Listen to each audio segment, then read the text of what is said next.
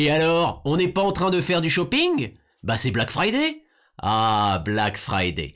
Personne ne m'a demandé mon avis, donc je vais le donner.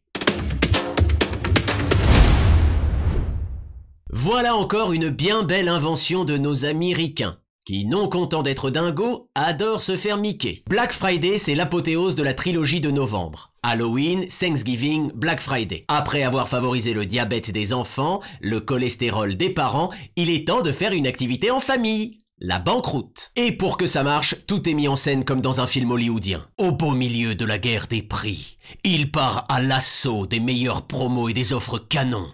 Touchera-t-il au but? Vous le saurez en regardant. Il faut sauver les soldats Ryan. Et évidemment, cette tradition a largement passé l'Atlantique. Et nous aussi, dès fin novembre, on se met à jouer à solde mouton. Au début, ça semblait n'être qu'un bétail pour nous, et maintenant ça veut dire beaucoup. Alors on ouvre grand les yeux et on se dit que c'est troupeau pour être vrai, mais qu'en même temps qu'il ne tente rien à rien et que quand même avec ce nouvel achat, je pourrais devenir encore plus belle. Et on a beau savoir que souvent ça pue l'arnaque, nous voilà dans la rue ou sur le net, truffes que nous sommes, à flairer la bonne affaire, le nez aux ventes.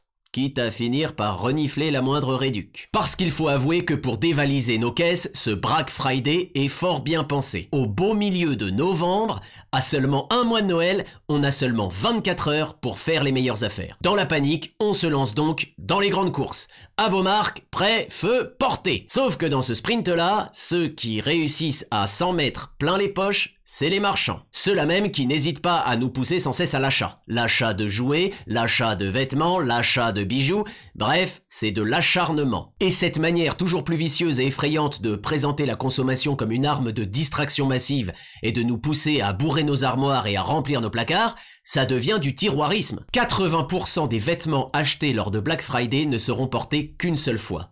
Alors réfléchissons-y à 2 fois avant de se laisser prendre pour des cons en manque et des comptes en banque. Mieux vaut parfois ne rien acheter plutôt que d'avoir tout à jeter. Histoire que le consommateur et à travers qui sommeille en nous ne devienne pas le vainqueur d'une grande partie de Gache-Gache ou le triste héros d'un film qu'on appellerait Gatsby le Magnifique. Allez, à la semaine prochaine pour un nouveau Vendredi ou la vie sauvage. Et grande promo pour un commentaire posté sous la vidéo, un commentaire offert. Allez, tu peux même la partager. C'est Black Friday, soyons généreux.